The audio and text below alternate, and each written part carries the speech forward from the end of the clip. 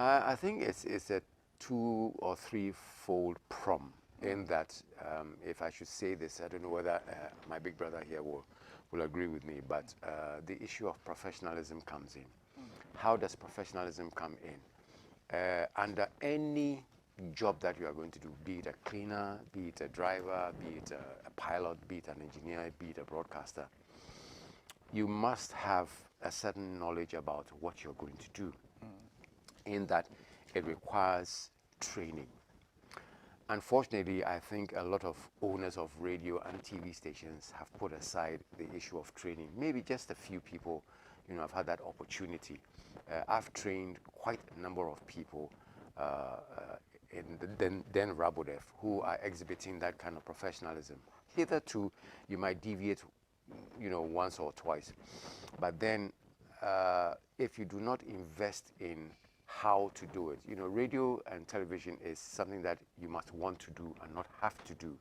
There's a difference in that you must be very dedicated, passionate about it. And so the issue of training is the major factor.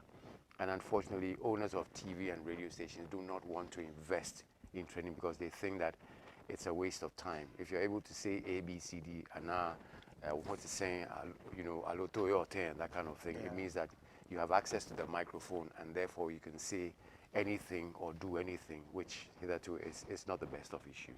The issue of training and the fact that owners of radio takes me to institutions that are supposed to train people for that noble profession of journalism or broadcasting in the country. Because I can count the number of very credible training institutions in this country, apart from GIJ and Rabodef then. I remember back then with Sunny FM, you had a training for us. And I have your certificate with me in the house. Are there institutions to prepare people for that noble profession as we speak? I'm glad you've mentioned the word noble profession. Yes, it is a very noble and respectable profession. Unfortunately, it's not everybody who respects that or has that opinion, as I say. But then again, if you look at certain institutions, you ask yourself, I mean, there are so many media schools all over the place. But then, what is the qualification, if I should ask, to be able to train people to do the right thing? I must say that most of the trainers, unfortunately, do not have the requisite skill, when it comes to having to train people. For them, I think most of them is the issue of getting money, from people.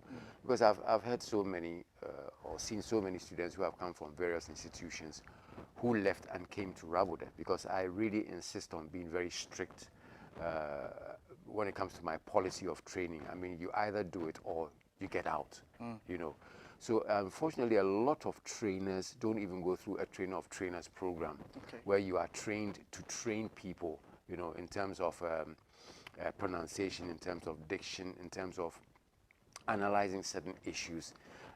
Some of them are really biased when it comes to issues of both radio and television. So a lot of media schools, unfortunately, are at fault for not being able to get the right people to train.